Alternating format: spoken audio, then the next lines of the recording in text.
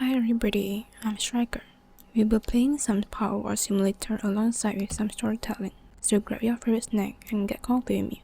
Let's start with the first story named The Phantom Woman. He took an all-possessing, burning fancy to her from the first. She was neither young nor pretty, so far as he could see, but she was wrapped round with mystery. That was the key of it all. She was noticeable in spite of herself. Her face at the window, sunset after sunset, her eyes gazing up mournfully through the dusty panes, hypnotized the lawyer. He saw her through the twilight night after night, and he grew at length to wade through the days in a feverish waiting for dusk. And that one look at an unknown woman. She was always at the same window on the ground floor, sitting doing nothing. She looked beyond, so the infatuated solicitor fancied at him. Once he even thought that he detected the ghost of a friendly smile on her lips. Their eyes always met with a mute desire to make acquaintance. This romance went on for a couple of months. Gilbert then assured himself that nothing in this life can possibly remain stationary, and he cudgelled his brain for a respectable manner of introducing himself to his idol. He had hardly arrived at this point when he received a shock. There came an evening where she was not at the window. Next morning, he walked down Wood Lane on his way to the office. He always went by train, but he felt a strong disinclination to go through another day without a sight of her. His heart began to beat like a schoolgirl's as he drew near the house. If she should be at the window. He was almost disposed to take his courage in his hand and call on her. And yes, even tell her in a quick burst that she had mysteriously become all the world to him. He could see nothing ridiculous in this course. The possibility of her being married or having family ties of any sort had simply never occurred to him. However, she was not at the window. What was more, there was a sinister silence, a sort of breathlessness about the whole place. It was a very hot morning in late August. He looked a long time, but no face came, and no movement stirred the house. He went his way, walking like a man who has been heavily knocked on the brow and sees stars still. The afternoon he left the office early, and in less than an hour stood at the gate again. The window was blank. He pushed the gate back, it hung on one hinge, and walked up the drive to the door. There were 5 steps. 5 steps leading up to it. At the foot, he wheeled aside sharply to the window. He had a sick dread of looking through the small panes. Why he could not have told. When at last he found courage to look, he saw that there was a small round table set just under the window. A work table to all appearance. One of those things with lots of little compartments all round and a lid in the middle, which shut over a well-like cavity for holding pieces of needlework. He remembered that his mother had one, 30 years before. Round the edge of the table was gripped a small, delicate hand. Gilbert Dent's eyes ran from this bloodless hand and slim wrist to a shoulder under a coarse stuffed bodice, to a rather wasted throat, which was bare and flung back. So this was the end, before the beginning. He saw her. She was dead. Twisted on the floor with a ghastly face turned up towards the ceiling, and stiff fingers caught in desperation round the work table. He stumbled away along the path and into the lane. For a long time, he could not realize the horror of this thing. The influence of the decayed house hung over him. Nothing seemed real. It was quite dark when he moved away from the gate and went in the direction of the nearest police station. This woman whose very name he did not know, although she influenced him so powerfully. He was certain one look at the face would have told anyone that she was murdered. He more than suspected. He had seen no blood about. There had been no mark on the long bare throat, and yet the word rushed in his ear. Murder. Later on, he went back with a police officer. They broke into the house and entered the room. It was in utter darkness, of course, by now. Dent, his finger trembling, struck a match. It flared round the walls and lightened them for a moment, before he let it fall on the dusty floor. The policeman began to light his lantern and turned it stolidly on the window. He had no reason for delay. He was eager to get to the bottom of the business. His professional zeal was withered. This promised to be a mystery with a spice in it. "There ain't nobody," he said. Dent looked wildly at the window. The recess was empty except for the work table. The woman was gone. They searched the house. They immediately inspected the garden.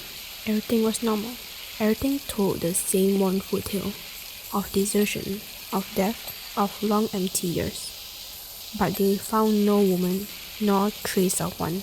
"This house," said the policeman, looking suspiciously into the lawyer's face, "has been empty for longer than I can remember. Nobody lived in it. They do say something about foul play a good many years ago. I don't know about that. All I do know is that the landlord can't get it off his hands." It was doubtful if Gilbert then heard one word of what the man was saying. He was too stunned to do anything but creep home. When he was allowed to go and let himself stealthily into his own house with a latch key, he was afraid even of himself. He did not go to bed that night. As for the mystery of the woman, the matter was allowed to drop. It ended officially. There was a shrug and a grin at the police station. The impression there was that the lawyer had been drinking, that the dead woman in the empty room was a gruesome freak of his tipsy brain.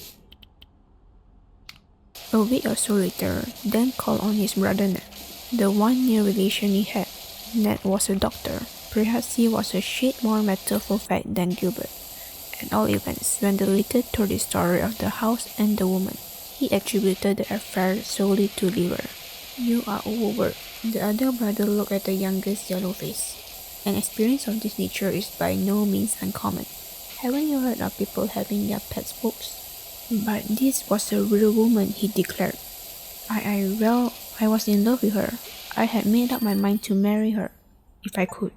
Ned gave him a keen, swift glance. "We'll go to Brighton tomorrow," he said with quiet decision. "As for your work, everything must be put aside. You run completely down. You ought to have been taken in hand before." They went to Brighton, and it really seemed as if Ned was right, and that woman at the window had been merely a nervous creation. It seemed so, that is, for nearly 3 weeks, and then the climax came. It was in the twilight. She had always been a part of it. That Gilbert then saw her again, the woman that he had found lying dead. They were walking, the two brothers, along the cliff. The wind was blowing in their face. The sea was blooming beneath the cliff. Ned had just said it was about time they turned back to the hotel and had some dinner, when Gilbert with a cry leapt forward to the very edge of the flat grass path on which they were trotting. The movement was so sudden that his brother barely caught him in time. They struggled and swayed on the very edge of the cliff for a second.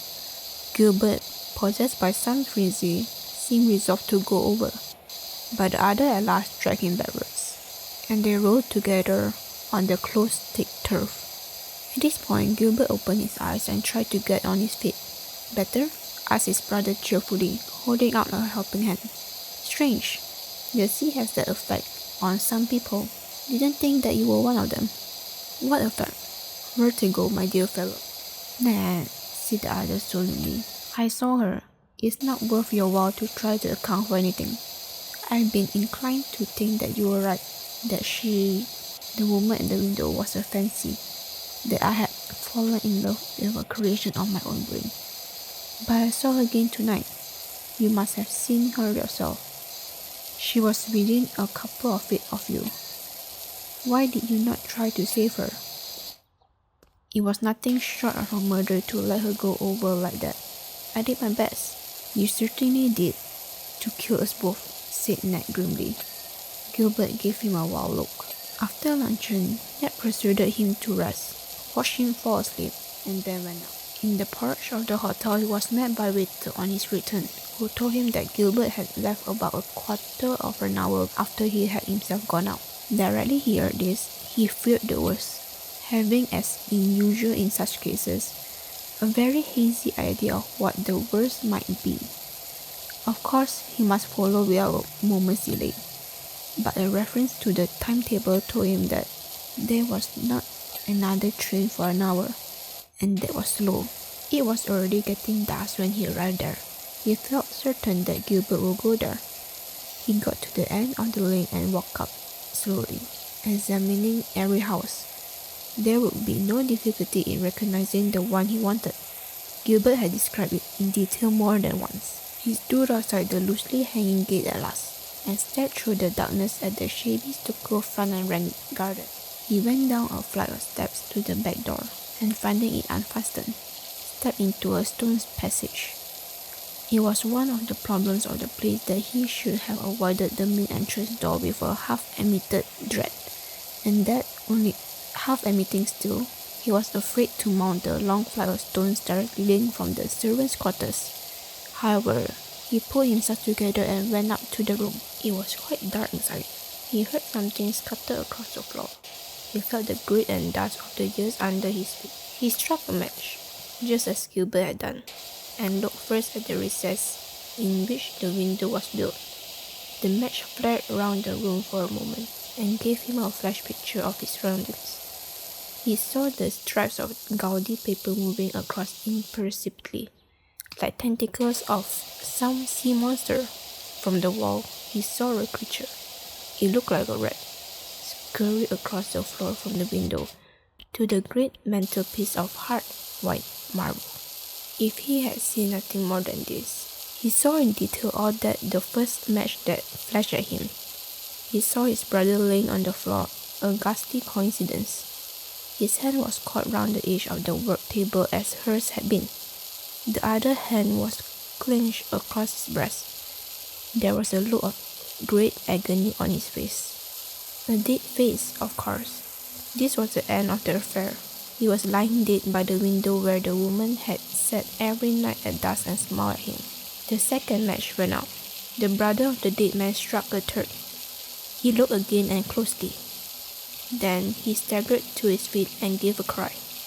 It rang through the empty rooms and echoed without wearing down the long stone passages in the basement. Gilbert's head was thrown back. His chin peaked to the ceiling. On his throat were livid marks. The doctor saw them distinctly. He saw the grip of small fingers, the distinct impression of a woman's little hand. The curious thing about the whole story, the most curious thing perhaps, is that no other eye ever saw those murderous marks.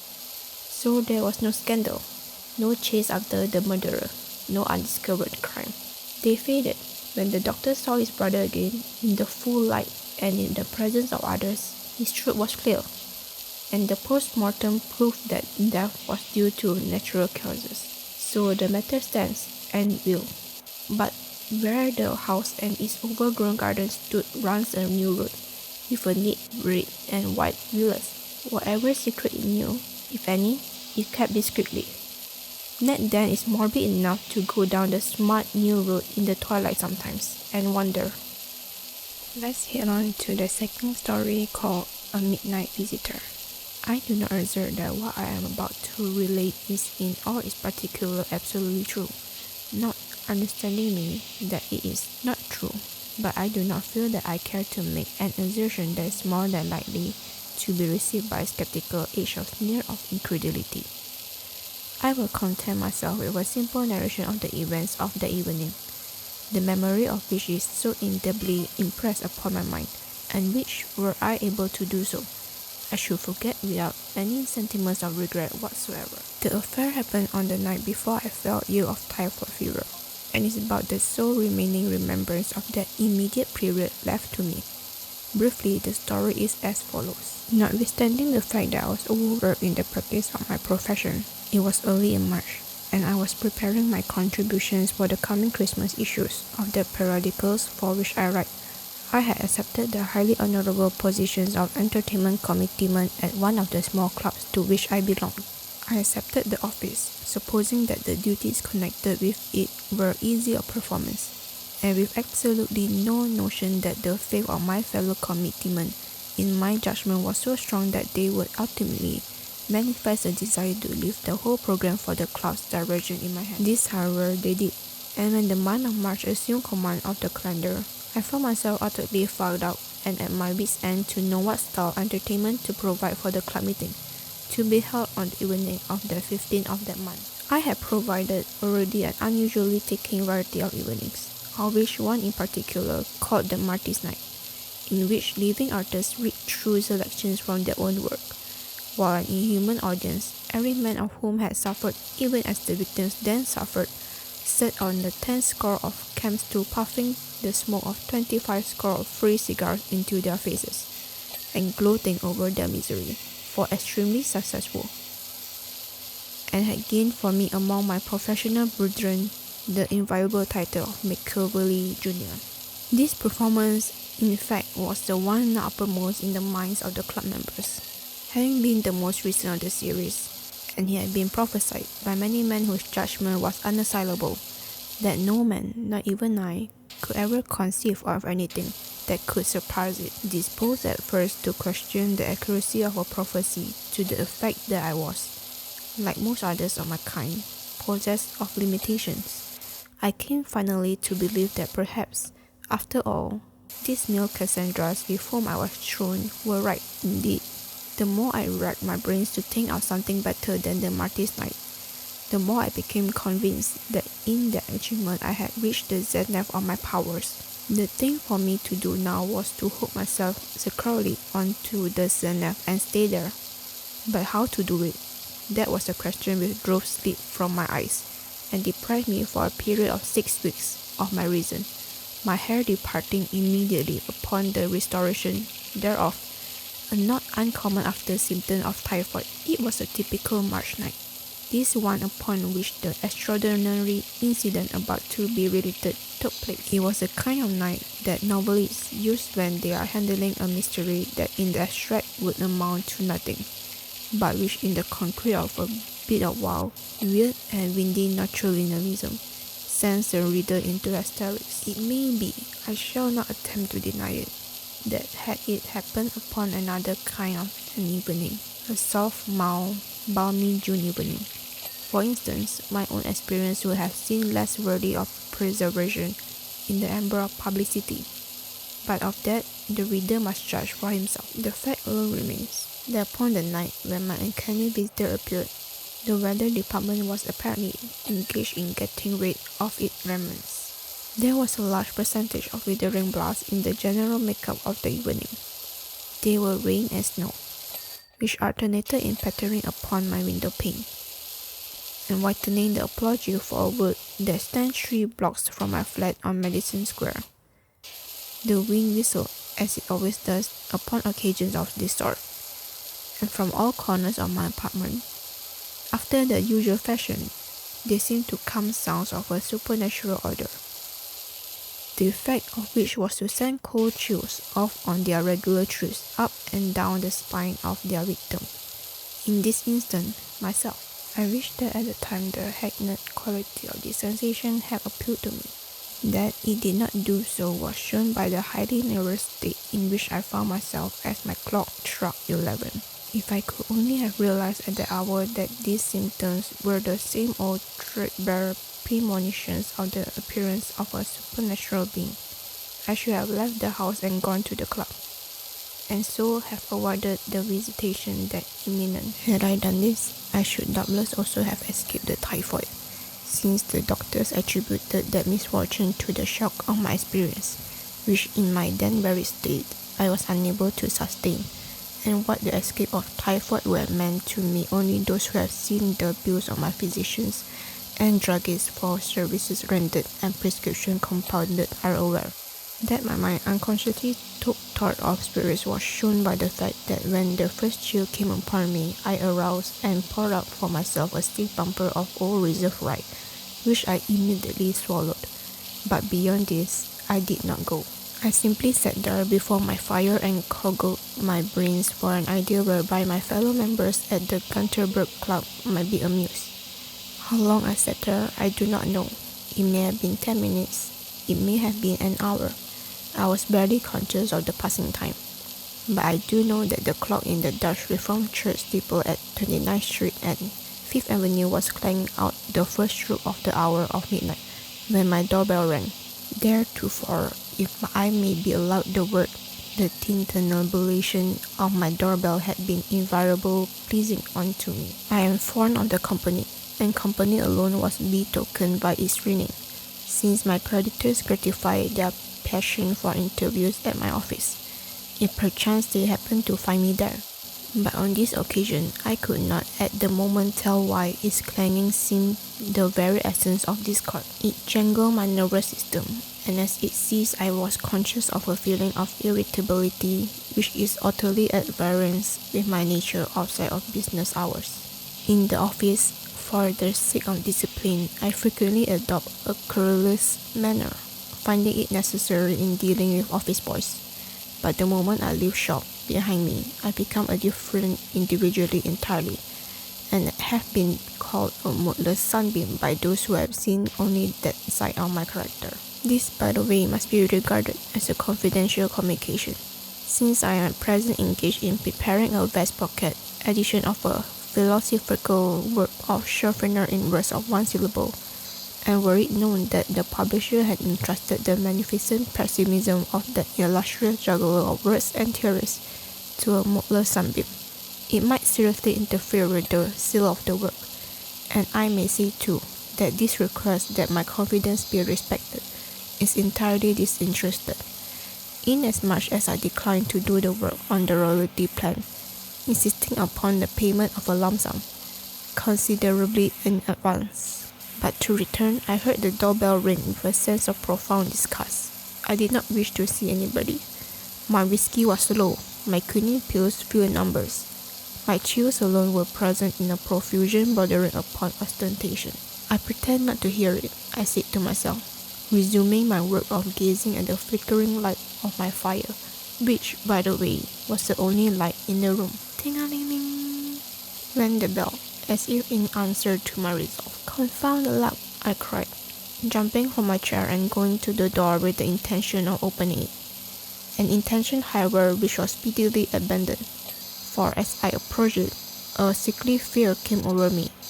A sensation I had never before known seemed to take hold of my being, and instead of opening the door, I pushed the bolt to make it the more secure. There's a hint for you, wherever you are, I cried. Do you hear that bolt slide you?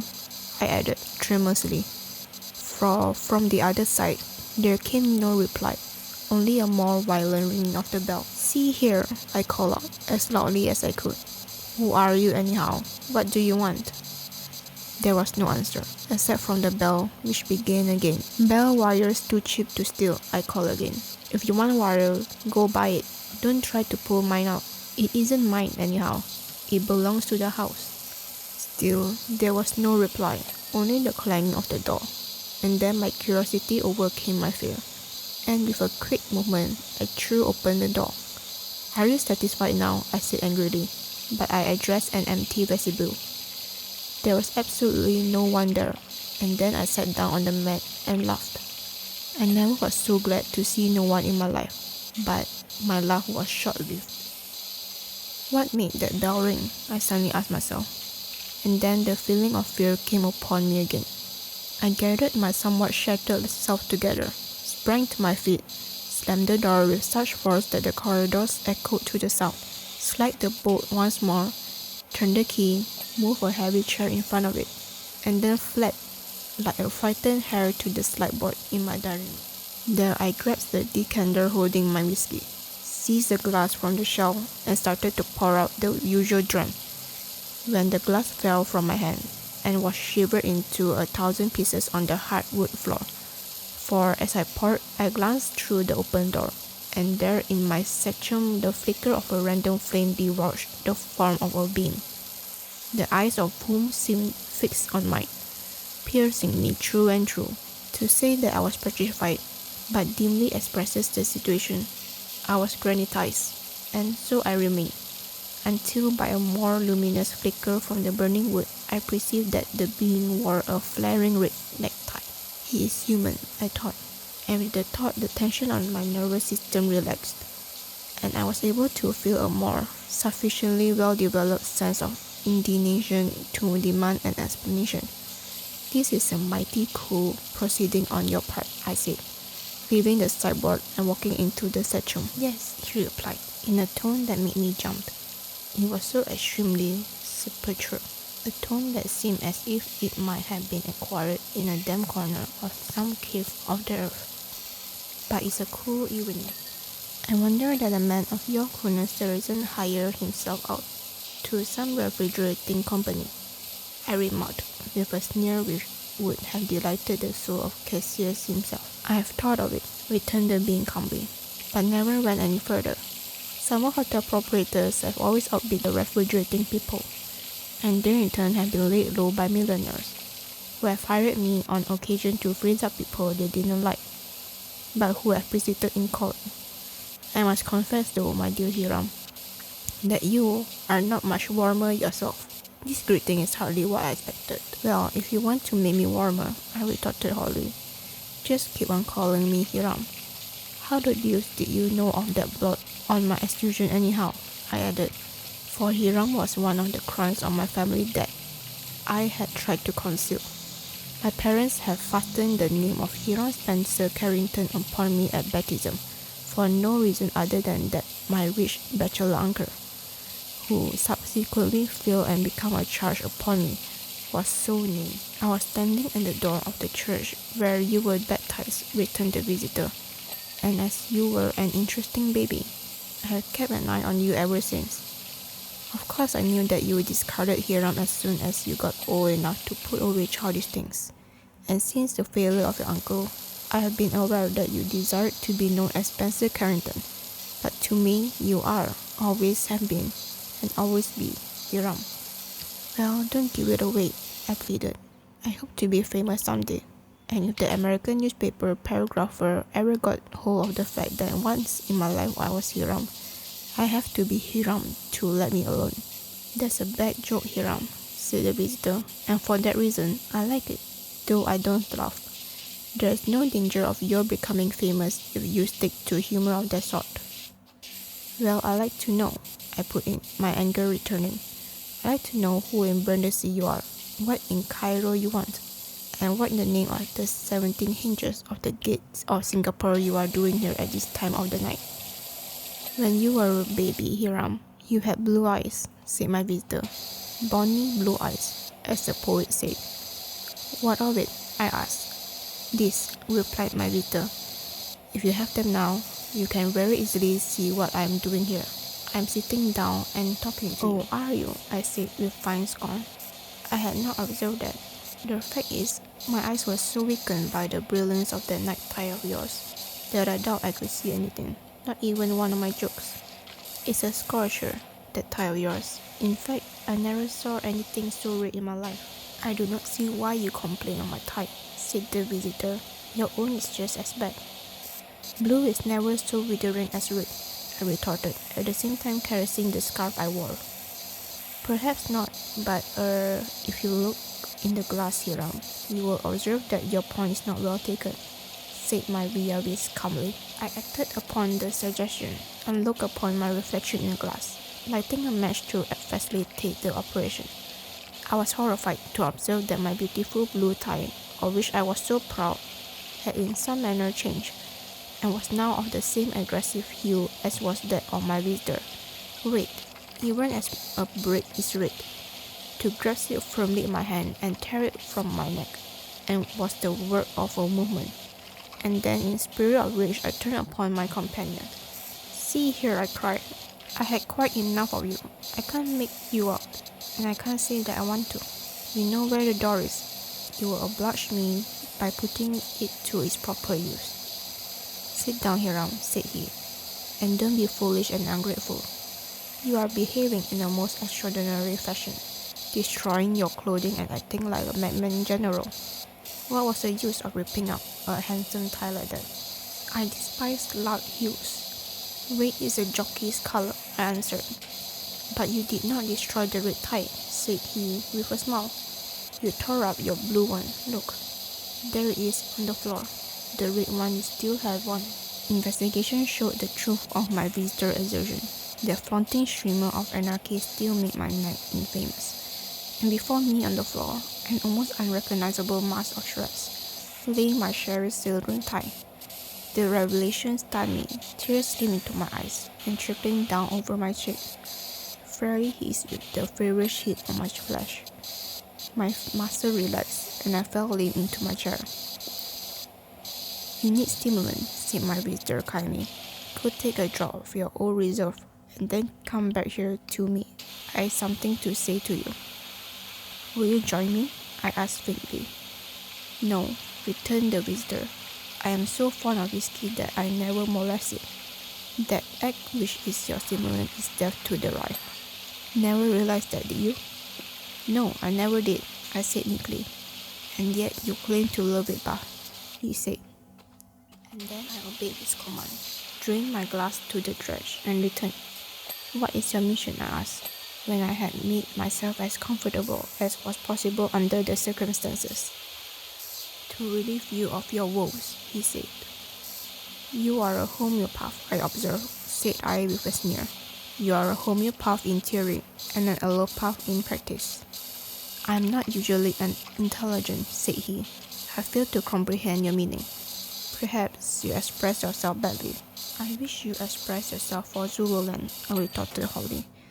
"What I mean is, you believe in the similibus business, but you prescribe large doses. I don't believe troubles like mine can be cured on your plan. A man can't get rid of his thoughts by adding to it." "Ah, I see. You think I have added to your troubles?" "I don't think so," I answered, with a fond glance at my ruined tie. "I know so." "Well, wait until I have laid my plan before you, and see if you won't change your mind," said my visitor significantly. "All right," I said. "Proceed. Only hurry. I go to bed early, as a rule, and it's getting quite early now." "It's only 1 o'clock," said the visitor, ignoring the sarcasm. "But I will hasten, as I have several other calls to make before breakfast." "Are you a milkman?" I asked. "You are flippant," he replied. "But Hiram," he added, "I have come here to aid you in spite of your unworthiness. You want to know what to provide for your club night on the 15th. You want something that will knock the Marty's night silly." "Not exactly that," I replied. "I don't want anything so abominably good as to make all the other things I have done seem failures. That is not good business. Would you like to be hailed as the discoverer of genius? Would you like to be responsible agent for the greatest exhibition of skill in a certain direction ever seen? Would you like to become the most famous impresario the world has ever known?" "Now," I said, forgetting my dignity under the enthusiasm with which I was inspired by my visitor's words, and infected more or less with his undoubtedly magnetic spirit. "Now you're shouting." "I thought so, Hiram, I thought so. And that's why I'm here. I saw you on the Wall Street today and read your difficulty at once in your eyes, and I resolved to help you. I am a magician, and 1 or 2 little things have happened too late to make me wish to prestidigate in public. I knew you after a show of some kind, and I've come to offer you my services." "Oh, pshaw," I said. "The members of the Gutenberg Club are men of brains, not children. Card tricks are heightened, and sleight of hands show power."